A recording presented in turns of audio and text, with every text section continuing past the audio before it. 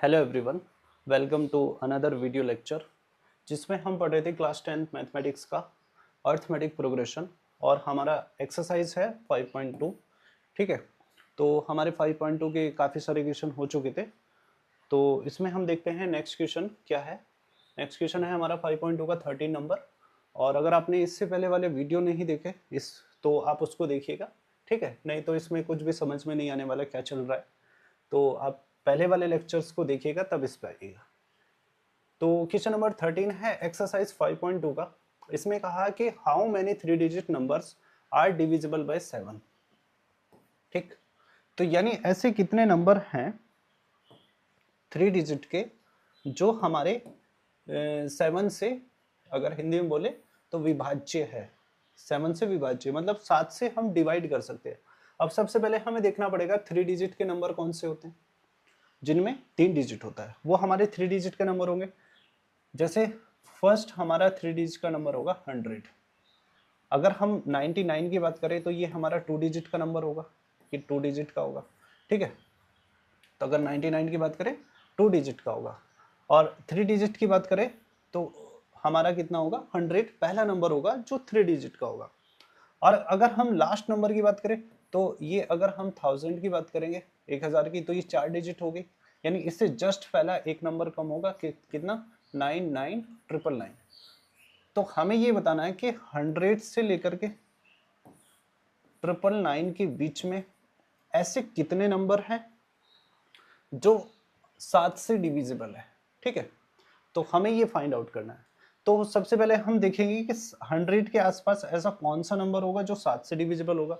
तो पहले 7 से देखेंगे, 7 से डिवाइड करेंगे 100 को, तो 7 1 जो 7, यहाँ पे 3 बचेगा और 0 4 28, तो यहाँ पे बचा 2।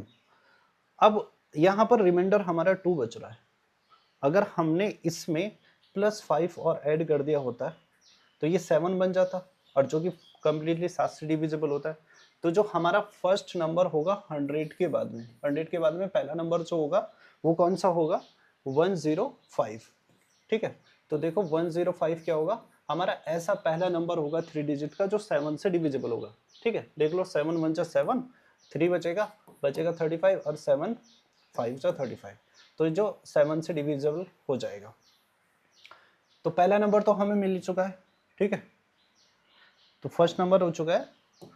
तो अब हमें देखना है कि इस 99 के आसपास में ऐसा कौन सा नंबर होगा 999 के आसपास जो 7 से डिविजिबल होगा। ठीक है, हमें 1000 से कम देखना है, 1000 से ज़्यादा नहीं देखना। तो हम 1000 को डिवाइड कर लो किससे 7 से, तो 7 1 जो 7 जाएगा, 3 बचेगा,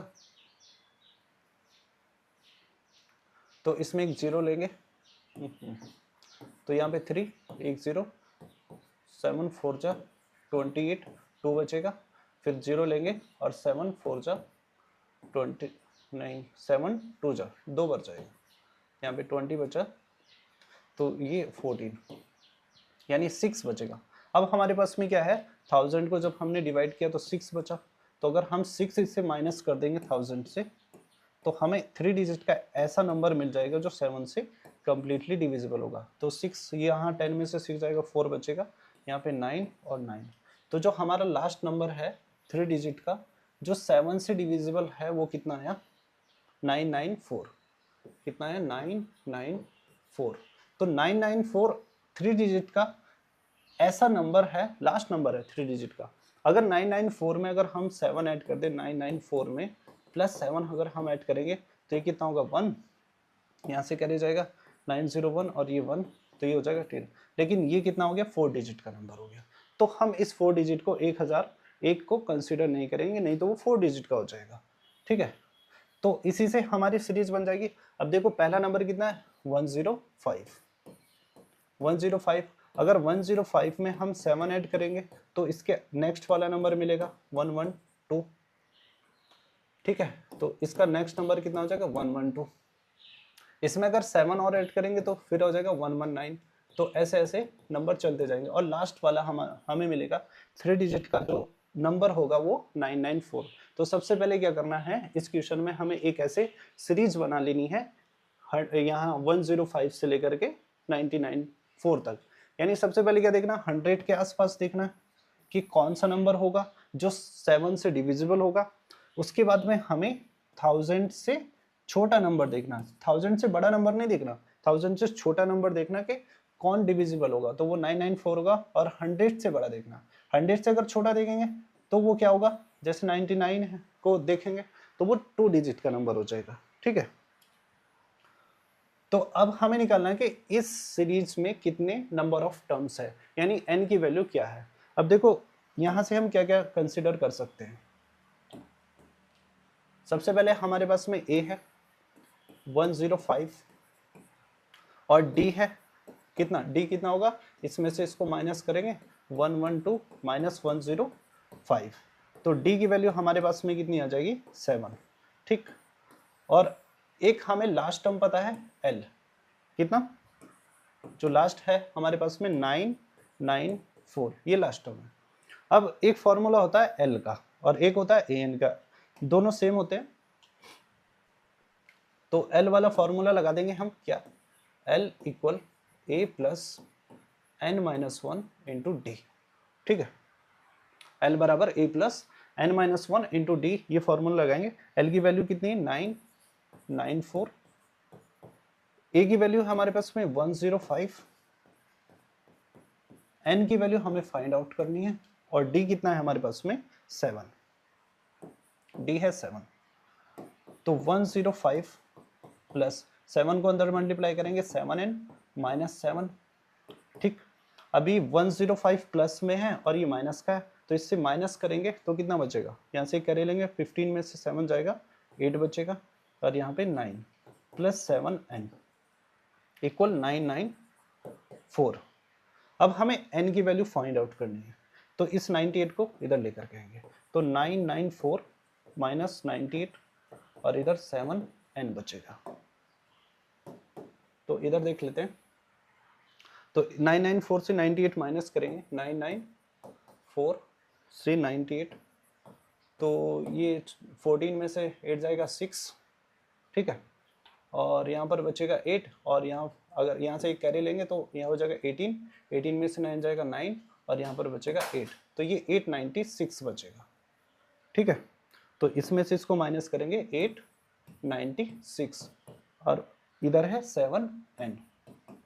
जब हम n की वैल्यू फाइंड आउट करेंगे तो जो 7 है वो अपॉन पे आएगा, तो 896 अपॉन 7 इक्वल n। इसको 7 से डिवाइड करो, 7 1 जा 7, 1 बचेगा, 7 2 जा 14 और 5 बचेगा, और 7 8 जा, तो n, तो n की वैल्यू कितनी आई 128। यानी हमारे एक 105 से लेकर के 994 के बीच में ऐसे 128 नंबर हैं, 128 नंबर है जो हमारे क्या है 7 से कंप्लीटली डिविजिबल होंगे। ठीक है, उसके बाद में नेक्स्ट क्वेश्चन देखते हैं। ये कह रहा है कि how many multiple of 4 lies between 10 and 250। तो ये भी सेम वैसा ही क्वेश्चन है जैसे पिछले वाला क्वेश्चन था। अब हमें यहाँ निकालना है कि 10 से लेकर के 250 के बीच में ऐसे कितने नंबर है जो 4 से डिविजिबल हों। ठीक है, अब हम अगर 10 के आगे देखेंगे, 10 से के आगे ऐसा कौन सा नंबर है जो 4 से डिविजिबल होगा, तो वो पहले 12 आएगा। ठीक है, फिर कितना आएगा 16 आएगा। ठीक, फिर 20 आएगा। अब हमें देखना 250 से छोटा नंबर कौन सा होगा जो 4 से डिविजिबल होगा, तो 250 से देखेंगे 4 से डिवाइड करके, तो 4 से डिवाइड करेंगे तो ये जाएगा 4 6 जा 24, 1 बचा, 0 यहाँ से लेंगे, ये 8 हो जाएगा, यहाँ 2, तो यहाँ पर हमारा रिमाइंडर 2 बच रहा। अगर हमने 250 से माइनस कर दिया कितना 2, तो कितना आएगा 248। तो 250 से पहले 248 ऐसा नंबर होगा जो हमारा 4 से कंप्लीटली डिविजिबल होगा। तो इसमें देखो सीरीज क्या बन जाएगी हमारी, पहले आएगा हमारा 12, फिर आएगा 16, फिर 20, और ऐसे चलते जाएंगे तो लास्ट में हमें मिलेगा 248। ठीक है, तो अब हमें इसमें क्या निकालना है, n की वैल्यू फाइंड आउट करनी है।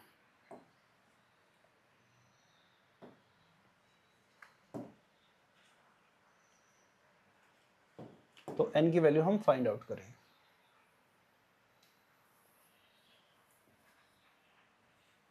ठीक है, तो हमारे पास में a की वैल्यू है 12, d की वैल्यू है 16 माइनस 12, कितना हो जाएगा 4, और l है हमारे पास में 248। फॉर्मूला लगाएंगे l equal a plus n minus 1 into D. l की वैल्यू है हमारे पास में 248, a है हमारे पास में 12 और n माइनस 1, और d है हमारे पास में 4। 12 4 का अंदर मल्टीप्लाई करेंगे 4n हो जाएगा, और 1 से करेंगे तो 4। अब यहाँ 12 में से -4 जाएगा, 8 बचेगा, क्योंकि 12 प्लस का है और -4 माइनस का है, तो यहाँ पर 8 बचेगा प्लस 4n। यह है इधर 248, n हमें फाइंड आउट करना है, तो 8 को इधर लेकर आएंगे, तो 248 माइनस 8 इक्वल 4n। तो यहाँ से 248 से 8 जाएगा, तो यहाँ बचेगा 240, और यहाँ पर बचेगा, इधर है 4n। अब n निकालेंगे यहाँ से, तो n कितना होगा 240/4 इक्वल n, और 4 से इसको डिवाइड करेंगे तो ये आ जाएगा 60। ठीक है, तो इसमें हमारे 60 ऐसे टर्म हैं जो 4 से डिविजिबल है। तो एक लाइन इसमें लिख देना, क्या, there are 60 number which are divisible by 4 between 10 and 250। ठीक है, यानी हमारे पास में ऐसे 60 नंबर मिलेंगे 10 और 250 के बीच में, जो हमारे 4 से डिविजिबल होंगे। उसके बाद में नेक्स्ट क्वेश्चन देखिएगा, ये कह रहा है 4 what value of n are nth terms of 2 APs are equal। ठीक है, यानी हमारे n के किस मान के लिए दो समांतर श्रेणियां दी है, एक ये और एक ये, के nवें पद बराबर होंगे। ठीक है, तो हमें इसमें क्या दिया है, इस क्वेश्चन में दो श्रेणी दी है, दो सीरीज दी है, एक ये वाली और एक ये। हमें ये बताना है कि इसमें n की वो कौन सी वैल्यू होगी जिसमें इसका और इसके टर्म आपस में बराबर होंगे। ठीक, तो देखिएगा हम क्या करेंगे, पहले सीरीज मान लेंगे, या ऐसे लिखेंगे let nth term of both APs will be equal, यानी दोनों सीरीज के हमने nth टर्म मान ली। तो पहली सीरीज देखो क्या है, पहली है हमारे 63, 65 और 67, ऐसे चलता जा रहा। तो इस सीरीज का हम nth टर्म निकालेंगे। तो देखो a कितना है यहाँ पर 63, और अगर d की वैल्यू की बात करता हूँ तो वो कितना होगा 65 माइनस 63 हो जाएगा, तो d की वैल्यू कितनी आएगी 2। ठीक है, तो इसका nth टर्म निकालेंगे हम, तो an, तो an क्या होगा a plus n minus 1 into D. तो a की वैल्यू 63 है, n माइनस 1, और d की वैल्यू हमारे पास में 2, तो 63। अब इस 2 को अंदर मल्टीप्लाई करेंगे 2n माइनस 2। अब यहाँ पे 63 में से 2 जाएगा, कितना बचेगा 61 प्लस 2n, तो ये आ गया an। ठीक है, यानी हमने फर्स्ट सीरीज का an निकाल दिया 61 प्लस 2n।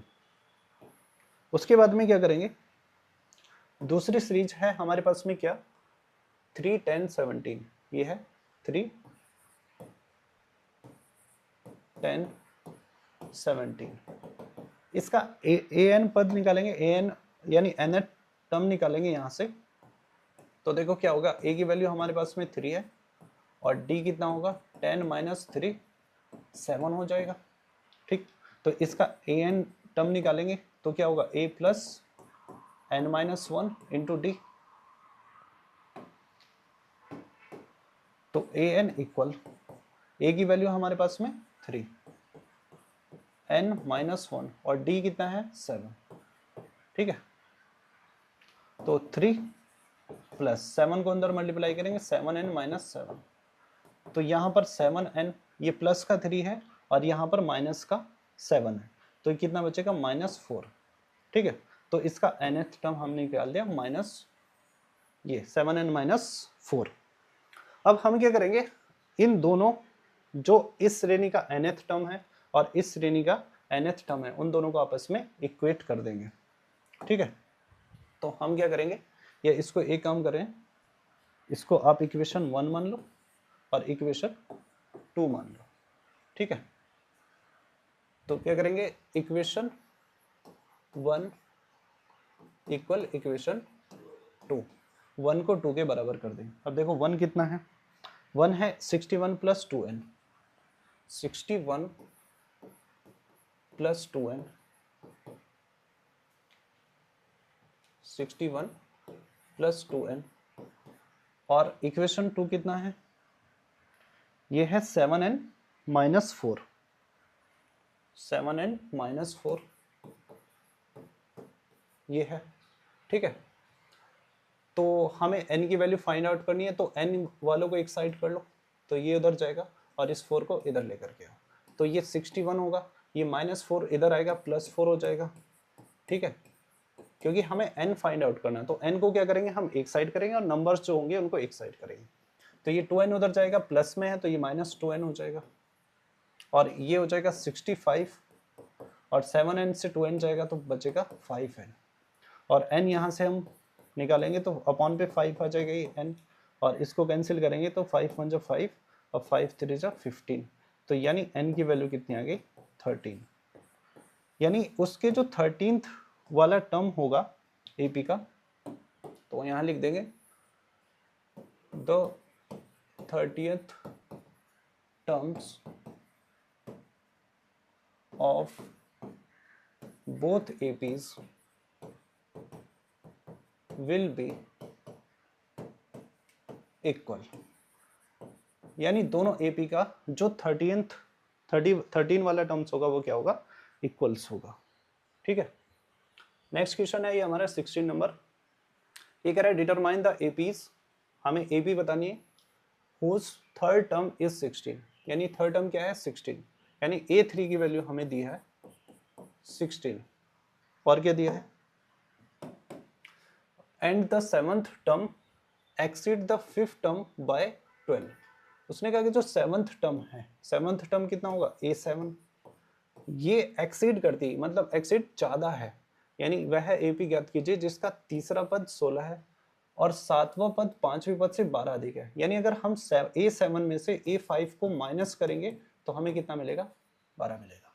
ठीक है, ये हमें इंफॉर्मेशन दी है, और इस इंफॉर्मेशन से हमें क्या बनाना है, अरिथमेटिक प्रोग्रेशन बनाना है, AP का बनाना है। तो AP बनाने के लिए हमें दो चीजें चाहिए, एक A चाहिए और D चाहिए। ये दो इक्वेशन है, दो वैल्यू है हमारे पास में, इनको सॉल्व करेंगे, A और D निकालेंगे और फिर क्या करेंगे, हम एक AP बना देंगे। ठीक है, अब देखिए A3 क्या होता है, A3 होता है हमारे पास में A + 2D, और A3 की वैल्यू कितनी है 16, तो 16 इक्वल A + 2D, तो इसको मैं पहले लिख लेता हूँ, A + 2D is equal 16, equation number first. ठीक है, अब बताओ A7 कितना होगा, A7 होता है हमारे पास में A + 6D, और A5 कितना होगा, A5 तो A5 होगा A + 4D, एक नंबर कम आएगा, तो यहाँ पर रखेंगे A7 की वैल्यू, तो A + 6D माइनस A5 लिखेंगे A + 4D इक्वल 12। इसको मैं साफ कर देता हूँ, तो A + 4D इक्वल 12। अब इसके ब्रैकेट को ओपन करेंगे, A + 6D माइनस A, और ये माइनस प्लस -4D इक्वल 12। अब यहाँ पर जो A है प्लस का है और ये माइनस का ही कैंसिल हो जाएगा, और 6D से में 4D जाएगा, तो यहाँ पर कितना बचेगा 2D इक्वल 12, और D की वैल्यू यहाँ से निकालेंगे तो 12/2, तो D कितना आ जाएगा 6, तो D की वैल्यू तो हमारे पास में 6 आ चुकी है। अभी हमें A की वैल्यू और फाइंड आउट करनी है, तो जो D हमारे पास में 6 आया उसको क्या करो 1 में पुट कर देंगे। ठीक है, तो क्या करेंगे, D equal 6 put in equation 1।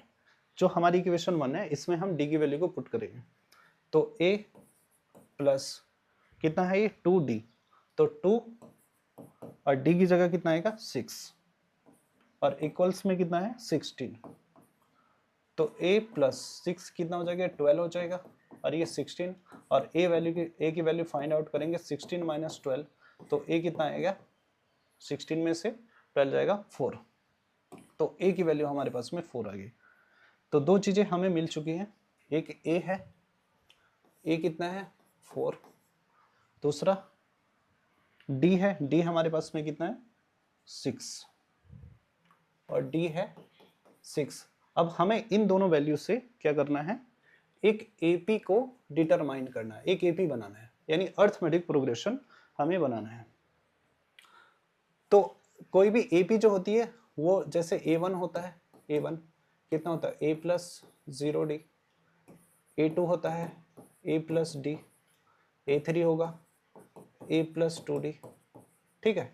तो ये हमें क्या निकालना है, A1 निकालो, A2 निकालो, A3 निकालो, आगे चाहे तो A4 निकालो, A प्लस 3d, इन सब की वैल्यू फाइंड आउट करो और एक सीरीज बना दो। अब देखो A1 कितना होगा A प्लस 0d, अब A कितना है 4 प्लस 0 कितना आ जाएगा 4।